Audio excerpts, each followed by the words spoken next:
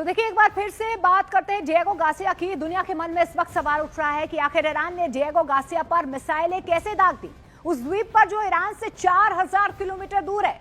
इसका एक जवाब तो ये हो सकता है कि ईरान ने इतनी लंबी दूरी की मिसाइल विकसित कर ली है, और दूसरा ये कि कहीं चीन और रूस से पर्दे के पीछे से स्क्रिप्ट तो नहीं लिखी।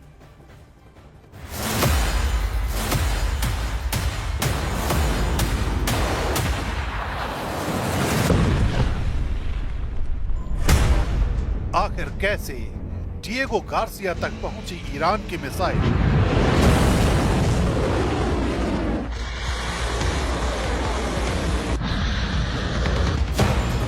क्या ईरान ने अपने मिसाइल सिस्टम को अपग्रेड कर लिया है?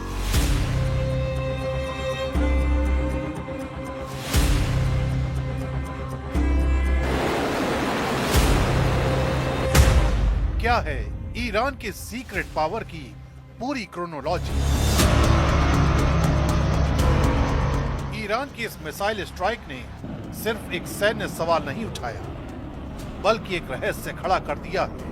4000 किलोमीटर दूर हिंद महासागर में मौजूद डिएगो गार्सिया तक पहुंचने की कोशिश ये बताती है कि कहानी सिर्फ एक मिसाइल की नहीं है। सवाल ये है कि क्या ईरान ने अचानक इतनी बड़ी छलांग लगा दी, या फिर ये कई सालों से छिपी तैयारी का नतीजा है? क्योंकि आधिकारिक तौर पर ईरान हमेशा अपनी मिसाइल रेंज को सीमित बताता रहा है, लेकिन इस हमले ने उस दावे को चुनौती दे दी है।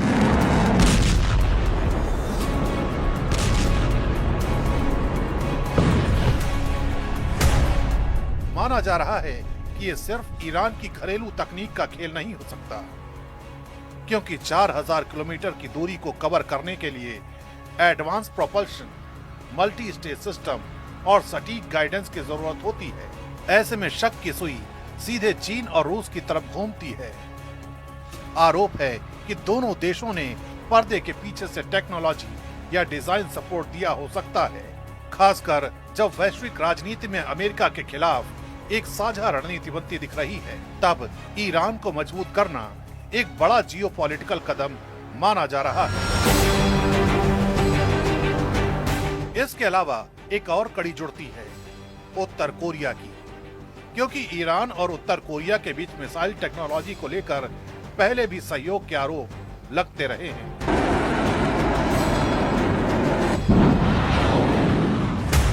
उत्तर कोरिया की हवासंग सीरीज की मिसाइलें पहले ही 4000 किलोमीटर से ज्यादा रेंज साबित कर चुकी हैं। ऐसे में यह सवाल उठता है, क्या उसी टेक्नोलॉजी का कोई वर्जन ईरान तक तो नहीं पहुंचा, या फिर दोनों ने मिलकर इसे अपग्रेड किया?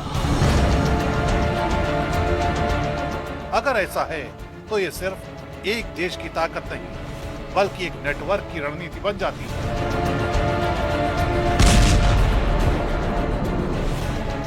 हालांकि इसका एक दूसरा पहलू भी है कि ईरान ने खुद अपनी मिसाइल क्षमता को चुपचाप अपग्रेड किया हो।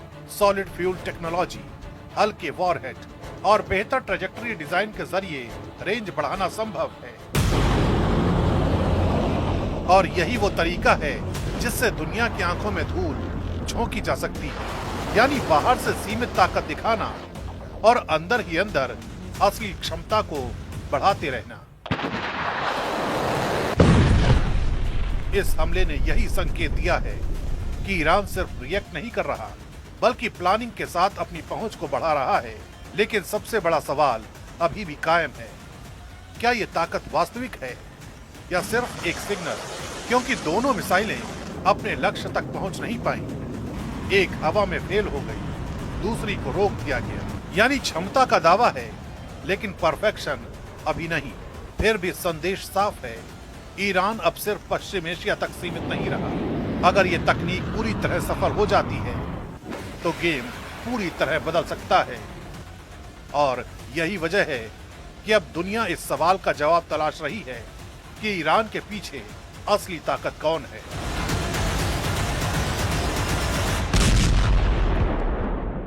दरअसल आपको बता दें कि हिंद महासागर का सुपर पावर बेस कहा जाता है, क्योंकि देखिए लोकेशन, इसके अलावा मिलिट्री ताकत और जियोपॉलिटिक्स इसे सुपर अहम बेस बनाता है।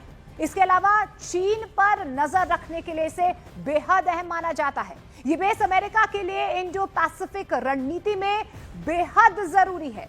इसके अलावा आपको यह भी बताते हैं कि डिएगो गार्सिया इतना अहम क्यों है। देखिए, युद्धों में इसकी क्या भूमिका रहती है, बहुत महत्वपूर्ण भूमिका इसकी रहती है। गल्फ वॉर, दूसरा आपको बता देते हैं अफगानिस्तान युद्ध, तीसरा इराक युद्ध, कई बड़े ऑपरेशंस में इसका इस्तेमाल होना, इसीलिए इसकी अहमियत और ज्यादा बढ़ जाती है।